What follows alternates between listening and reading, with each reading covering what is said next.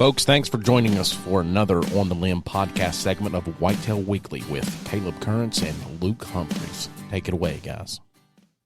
Yeah, so me and Luke are here, and we're going to go ahead and break down the late season for you guys. Obviously, you know that we've been pitching it for a while on these Whitetail Weeklies, but onX Maps is our primary online scouting source. That's the first thing we do and kind of step one in our playbook before we actually dive into hunt a spot. Is we start picking apart onX Maps and trying to ID some good spots, possible buck bedding, food sources, things of that nature. So we're going to talk about our last pattern, I guess you would call it, of the season. I kind of talk about and give a seminar on the 4 stages, that a whitetail goes through during every fall. And, we've talked about the early season. We've talked about the pre-rut. Luke kind of talked about the rut and the different mini phases within it, but now we're going to kind of talk about late season. So here we have onX Hunt pulled up. Obviously, onX has onX Backcountry, onX Off-Road, trout routes. So pretty much anything for you guys to utilize that like to be in the outdoors. They have a mapping system specifically for you. So a great company to work with.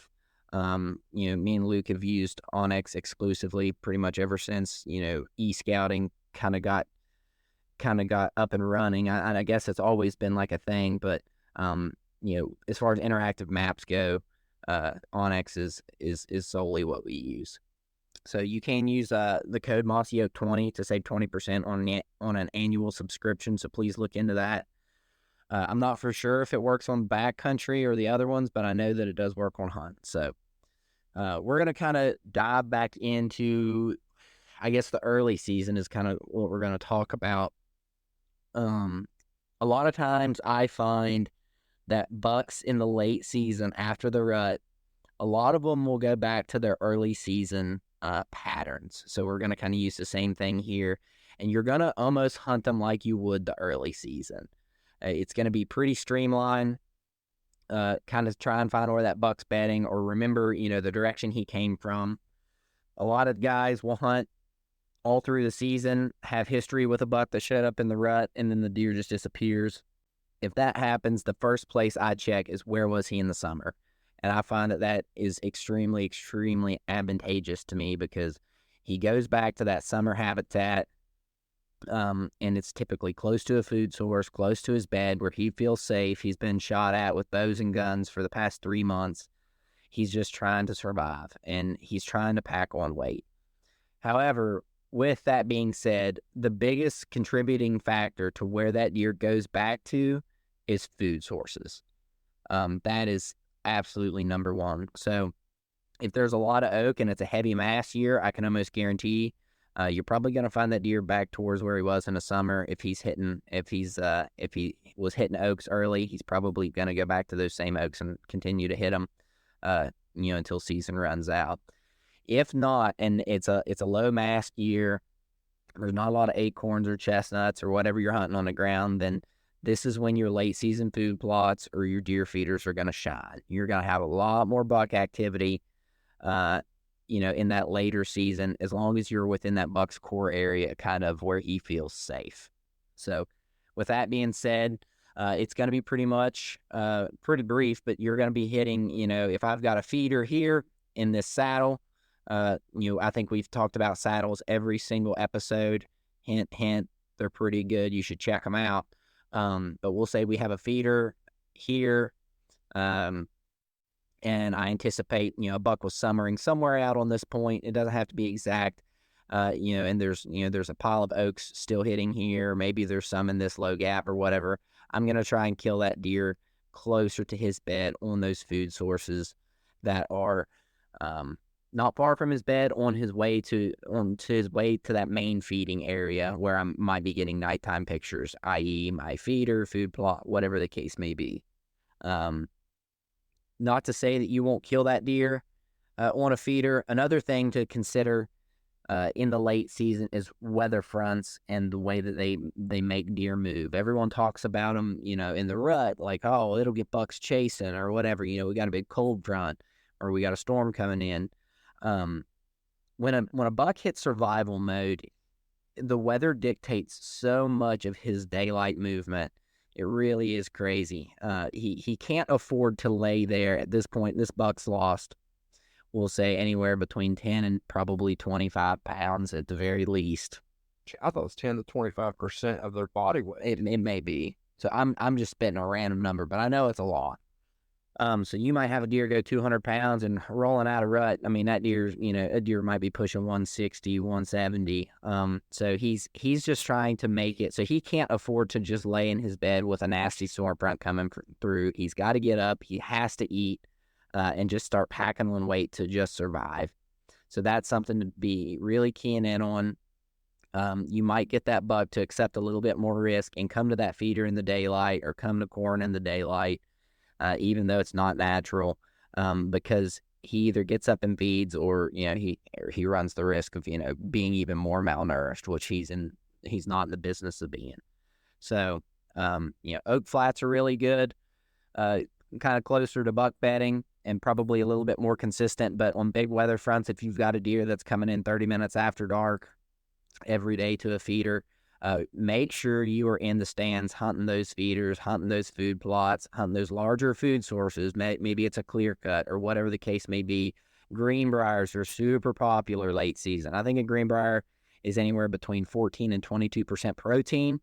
I'm not a biologist, but I read that somewhere from someone who's far more educated than I. But we've noticed that a lot, that like greenbrier patches in the late season after most of the oak gets eat up is super, super awesome. Luke talked about woody browse a little bit, and woody browse is super important, and greenbriers are kind of included in that. If you can walk a point, and there may be some oaks in it, but if you see a bunch of greenbriers nipped off, to about knee height, waist height, they don't just grow that way. It's deer that have been eating those and nipping them off. So really pay attention to other woody browse like that and the pressure that they're getting. Smaller trees as they're kind of come up, saplings, and if their buds have kind of been nipped, old leaves and stuff. But really focus on the briars. That's a really, really good food source for them late season. So big takeaways for late season hunting is food sources close to bedding, where that buck feels secure on years that there aren't as much acorns or mass dropping. Then maybe focus on that bigger food source, kind of towards where that deer spent the rut. He might kind of split his time up there, and hunt the weather fronts. If you got a big storm rolling in the next day, typically that hour, 2 hour, 3 hours before that storm front hits, it is absolutely lights out. And you can bet after that storm front goes through, we'll say we're getting 5 inches of snow. After that storm front, those deer are going to get up and feed. And if it's a long snow, they'll get up in the middle of it and feed, because they cannot survive, or they cannot stand to, a deer has to feed 5 times a day. They got to eat. So it's all about the food. Obviously, access is always important. That's probably the most important part, and will stop you from seeing, your target buck this fall is your access. So really pay attention to that. If I'm hunting in the morning, and I want to be above wherever I am. If I'm hunting in the evening, then I kind of want to be below to where my thermals are going to drop away from those deer. So something like this in the late season is very, very, similar to the early season. So we've got buck bedding, food. So targeting in on these areas, and then just don't be intrusive. Don't rush it, and then just try and hunt the storm fronts, and you'll find a lot more success in the late season. So, Luke, what do you think? I say you pretty much talk about everything I would talk about, especially those staging areas before they hit main food sources who are big. If you can identify that, a lot of times they'll lay down some rubs in the late season too, not necessarily from like